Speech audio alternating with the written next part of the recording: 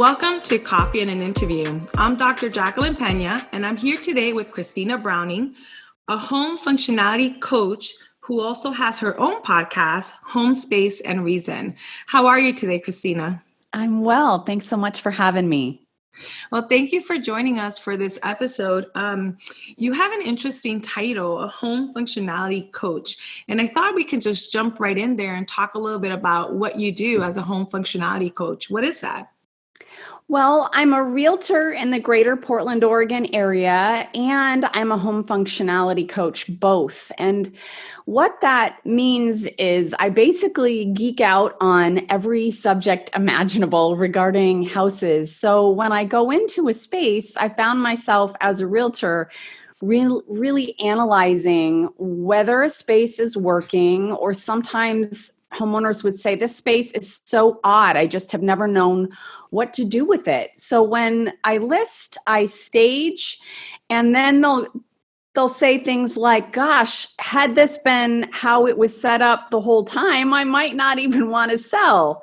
So eventually I started hearing from clients more and more that, if you could help me tweak my house, not really in an interior design way per se, although a lot of what I do has to do with aesthetics, but more in making it function to its best and highest potential for that specific family and their passions.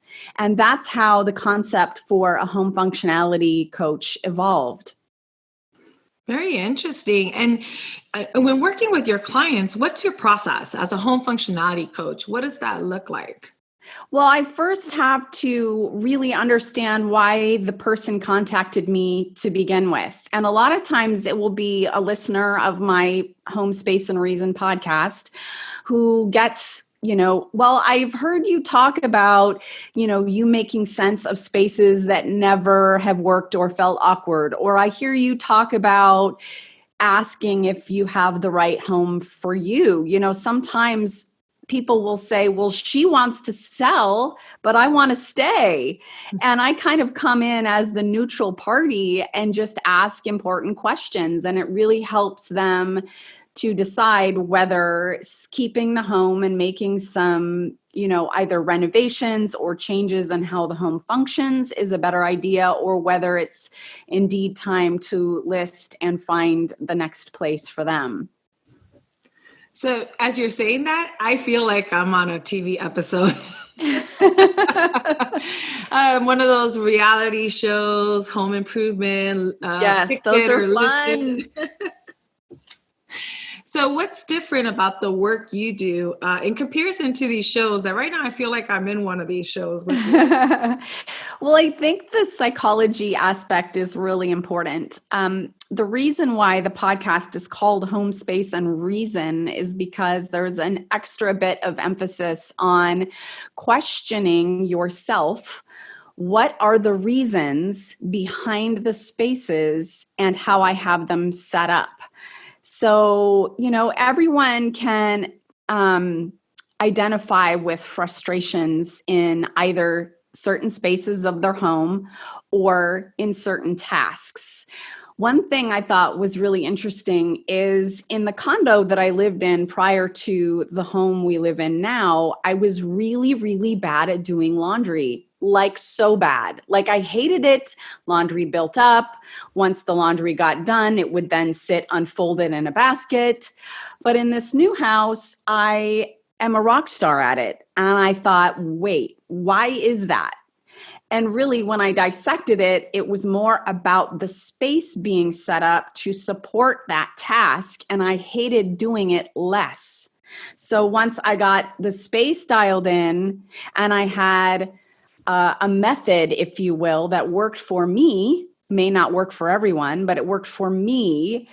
I was actually really good at getting the laundry done, getting it folded, put away. It doesn't sit around. It doesn't rot in the washer.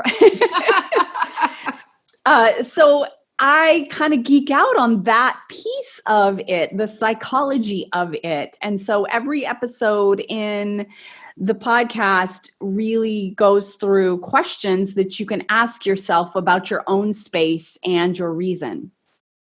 That's fascinating. I almost felt guilty, but I did do my laundry yesterday and I put half of it away. So Well, the that's other half. better than nothing. Another thing I often encourage people is to celebrate the little wins. Any progress is good progress. Like it's an all positive podcast because, if we focus on the negative, that can be a whole big rabbit hole. So I always try to keep everything kid friendly and positive. That's good to know. And thank you, because I can celebrate my halfway, putting away half of the laundry yesterday. and Outstanding. and I'll do my other half today. But you're making me think. I'm looking at my home. I'm working from home right now, and I'm thinking about the different spaces and spaces that I wasn't using this way before until we went into COVID-19, our pandemic. And I'm wondering, have you shared anything in any of your episodes about transforming spaces at home for work as workspaces, especially since we're working from home more? Absolutely. Episode 29 is just about the home office and really dissecting what it looks like, what it feels like, and how it functions. I think that our home office is an interesting topic right now because sometimes there are two adults having to work in the same space. How do you do that when you have a Zoom call and your partner also has to be on Zoom? I've spoken with many people who are camping out in closets trying to record podcasts or do Zoom calls because their partner is out in the other space, or they have several children that are at home. So I think it's all such an interesting topic. And I also think that, creating flex spaces exactly for a time like this is super important. That way, depending on what season you're in, like even if you talk about outside of the pandemic, when your life shifts or changes, and maybe you have an elderly parent that's going to come live with you for a while, or maybe you have a grown child that comes back home for a few years. Like whenever your seasons change, I think it's interesting to talk about how your home can flex, how your home can support those different times without having to sell and buy a new one every time that things shift a bit. That's an excellent point. This idea of flex spaces and homes that can shift to meet our needs at that time is something we rarely talk about.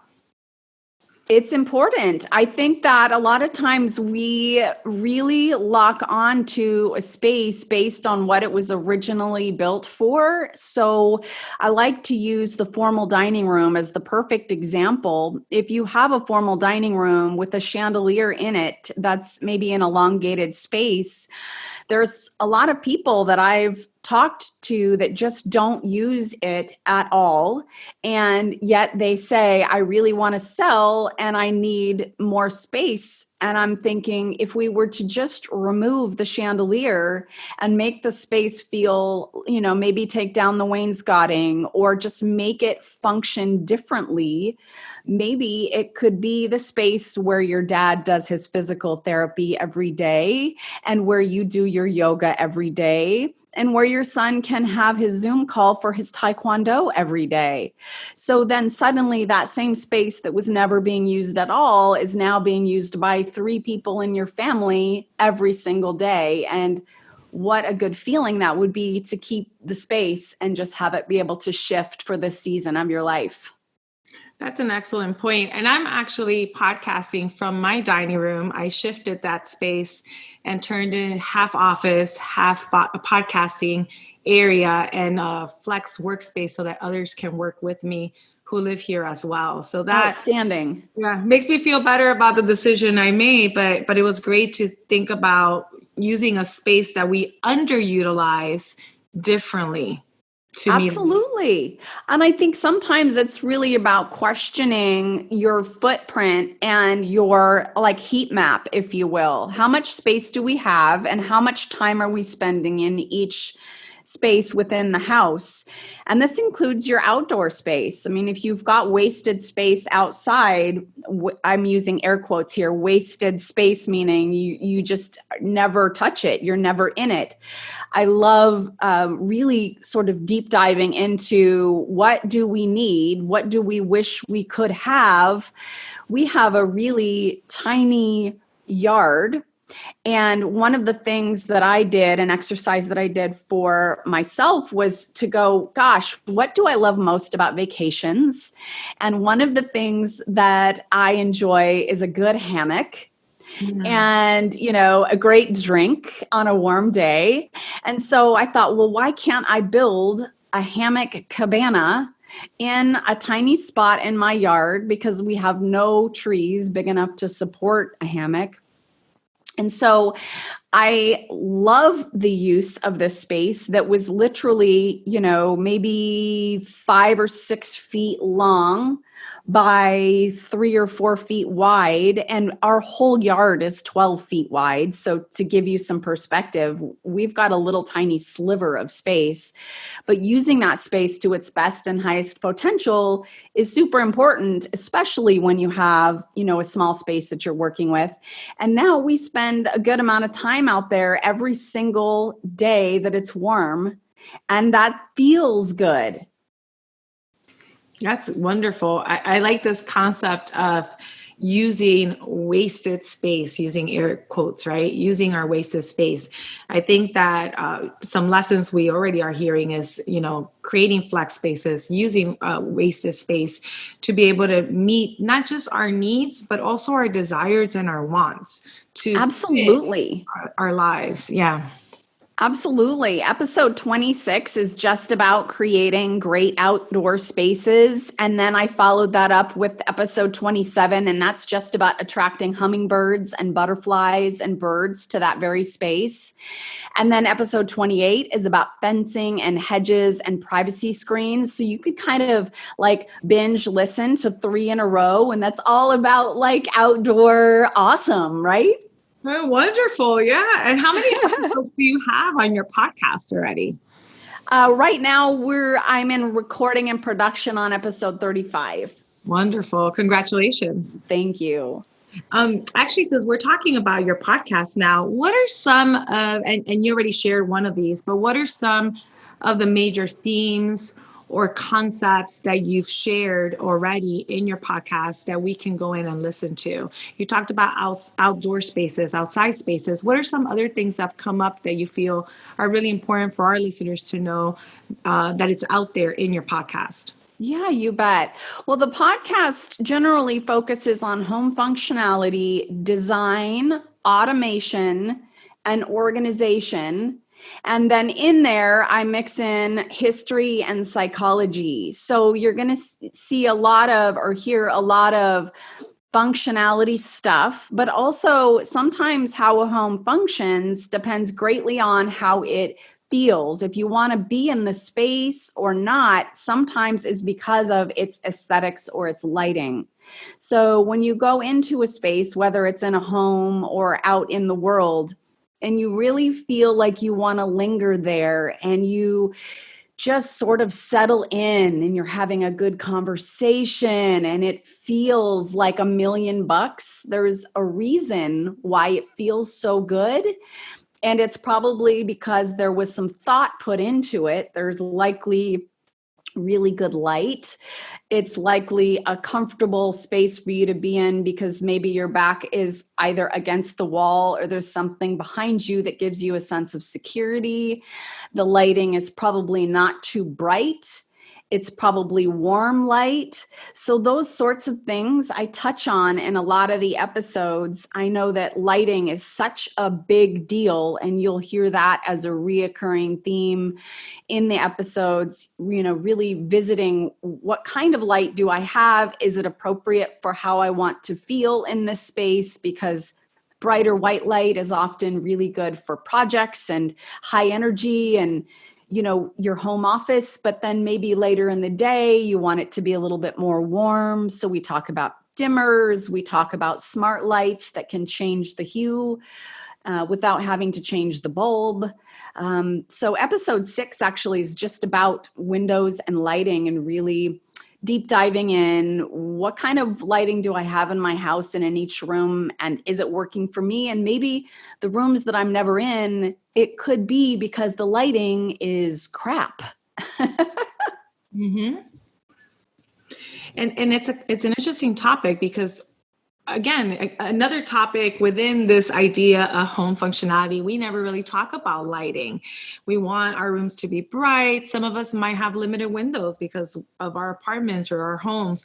Some of us, I only know, okay, buy a light bulb, get it 60 watts or higher, depending on how much light I want.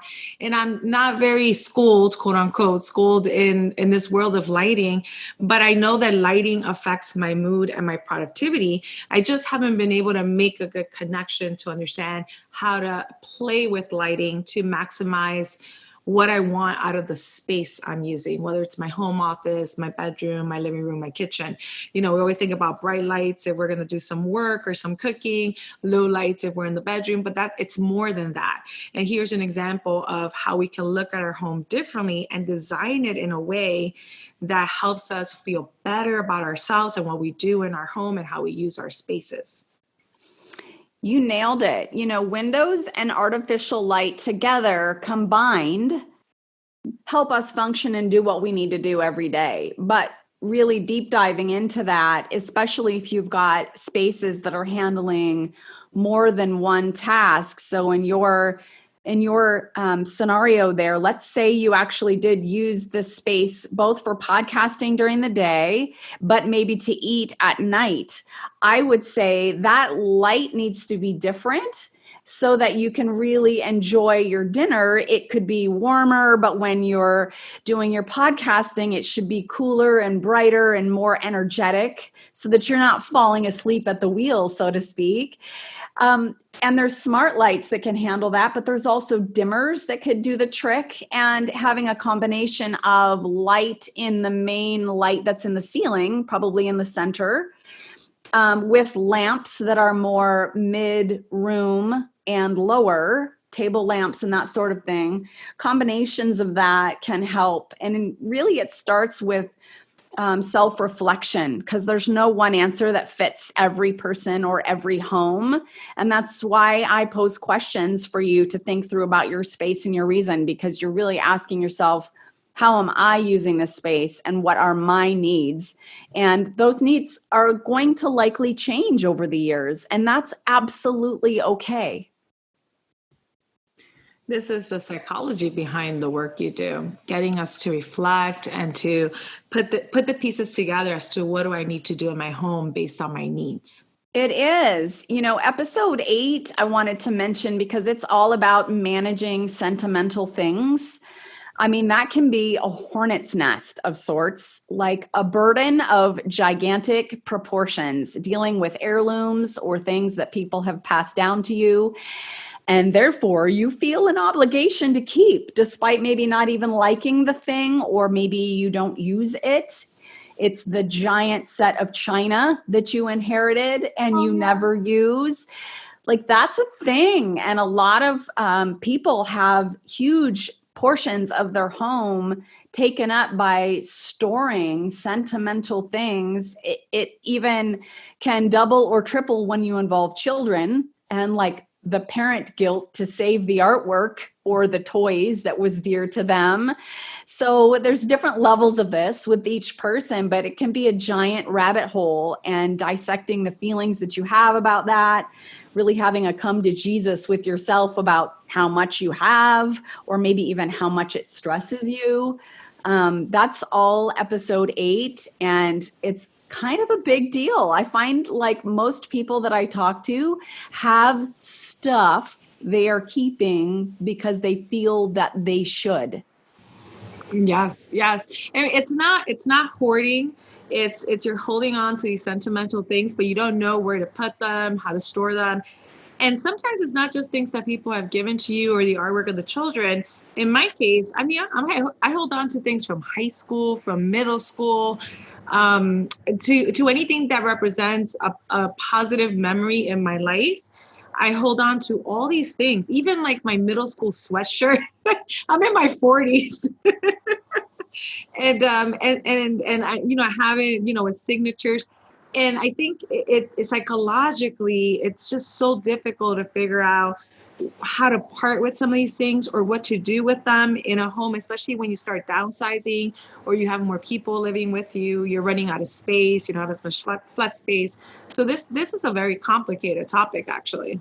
It is. And there are some questions in that episode, episode 8, that's talking about, how could we use this so that it's not just sitting in a box? And how can we maybe distribute it if we know that we've got this thing. For instance, my dad, who's since passed, made this candle holder when I was a young child, a set of candle holders that my mom had given me, and one of them went to my brother, one of them went to me. Well, I'm not going to use an old-fashioned vintage wood candle holder, but I was able to sort of rethink it, and it now hangs on the wall as a spot for my air plants to live, and they're perched there. And it's beautiful, and it's being used in a different way. So I think sometimes when you can ask yourself, like, I know that this was the original intent for this plate, but maybe I could use it as art, or maybe I could use it in a different, this tray, maybe this tray could hold checkers, and we could sit on the floor with floor pillows and use it to play games every night. Or so it's really about rethinking, what do I have? What kind of quantity do I have? Do I really want and need to keep it all, or could I pare it down a bit? And sometimes there are places that would need items that you could gift that could use that in a better and more for a better and more higher purpose, I guess. So you could feel good about giving it away. It's not like you're putting it in the landfill. Excellent point. Thank you for sharing that, because I definitely need help in that area as well. This has been an amazing interview. Again, it's a new area for me, home functionality coach, but it makes perfect sense in terms of how we relate to spaces and use them. And I wanted to see if you had any final thoughts or anything else that you might like to share that we didn't get to discuss in this interview.